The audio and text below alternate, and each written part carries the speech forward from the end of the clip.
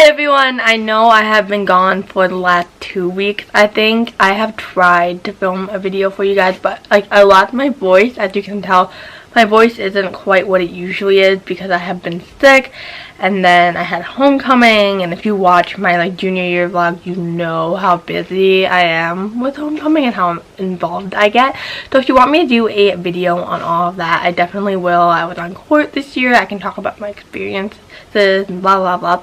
But today I wanted to talk about surviving school with a hearing loss, because let's just face it, it is hard. School is harder for us with a learning disability, and you might not think of it as a disability, but it is. It really impairs your ability to focus in the classroom when you're not sure that you're getting everything and you know that you're going to be missing stuff. So I just want to talk about that a little bit and hopefully help you guys, and I'm sure I will miss something in this video. So if you have any questions or you want to contribute to the subject, please leave a comment down below. And yeah, without further ado, let's just get started.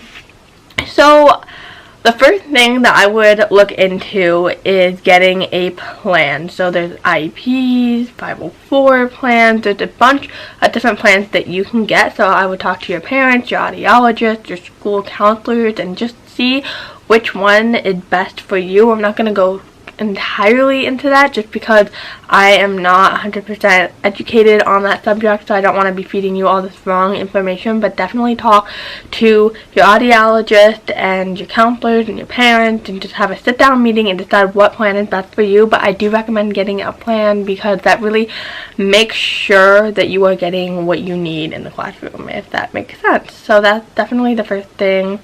Do that. Now I'm just going to go into all the things that you should be doing that will make your classroom experience a lot easier. So the first thing is accept that you are going to have to work harder. You are going to have to, especially if you're like me and you're taking a lot of AP classes, then you're definitely going to have to work harder and put 100% effort into all of your classes. So for me, what I like to do is I get the syllabus and I read all of the chapters before my teacher lectures on them. That way, when my teacher is lecturing, I can just listen to them, reference my notes. It all makes a lot more sense, and then I can add to it if the teacher says something that I might have missed or clarifies on something that I don't understand. So that way I know all the questions that I need to ask in class. I know what I understand, I know what I don't, and it's a lot easier. Even if you don't have a hearing loss, this is just a great thing to do anyways, because it really makes sure that you are really getting the material, especially if you're taking AP classes. So yeah, that's definitely the first thing you should do. The second thing is sit up front in your classes. Obviously, make sure your teachers know that you have a hearing loss, because then, eye contact is a big thing. Definitely make sure they know. That's the most important thing. You have to do that. Have to. Even if you have good grades, you have to make sure that your teachers know, so they are making an effort to connect with you and make sure that you are really understanding everything that's going on in the classroom.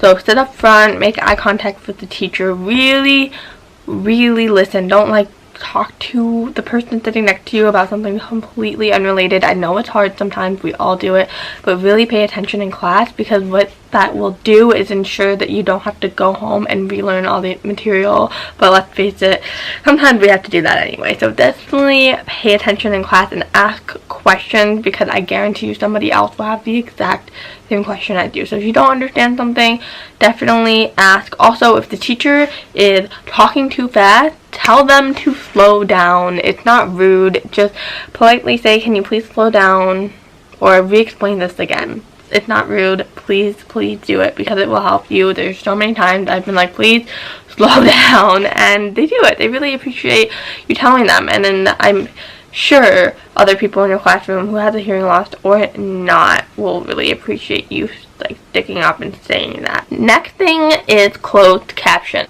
At some point, the teacher is probably going to show a video. It might be a stupid YouTube video. You might watch Netflix. I don't know. There's a bunch of different things where videos might be shown. definitely make sure that they're putting on closed captions and tell them beforehand. But a lot of times your teachers forget. My teachers forget all the time. And if it's just a quick like 2-minute video, then it's kind of hard to like stick up and say, hey, can you please put on the closed captions? Especially if it's a YouTube video. YouTube needs to fix their closed captioning. That's a whole nother rant for a whole nother day. But yes.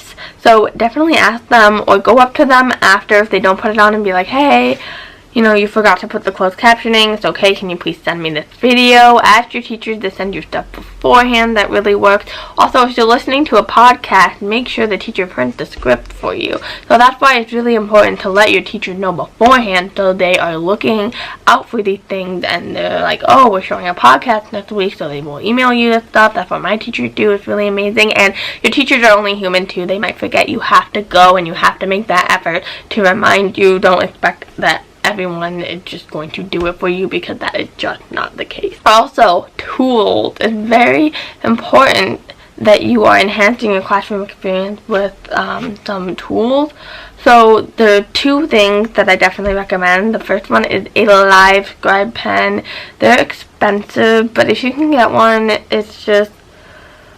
it's amazing. So basically what it is, it's a pen, you get your special notebook paper, and you press the record button and it records everything that your teacher is saying while you are writing down and taking notes. You can record, you don't have to take notes, but when you are taking notes and you look at them, let's say after school when you're reviewing your material, you just have to click on a word. Maybe there's a concept that you don't understand, you just click on like the word or the sentence, and the pen will automatically play what the teacher was saying when you wrote that down. So Live Scribe pens are amazing. Definitely look into it. And the next thing is probably one of the most important, and that is an FM system.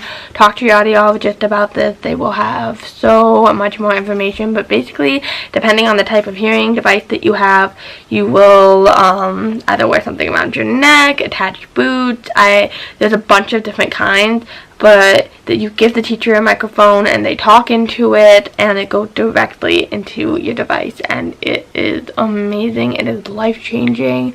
Don't feel like weird or subconscious giving it to your teacher in front of everyone. I promise you, nobody will care.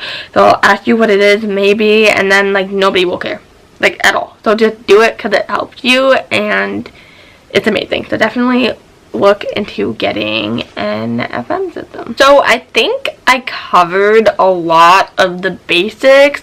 The main thing is make sure you are being proactive and telling your teachers everything that you need, and just to be very aware, know what your weaknesses are and look at how to improve them.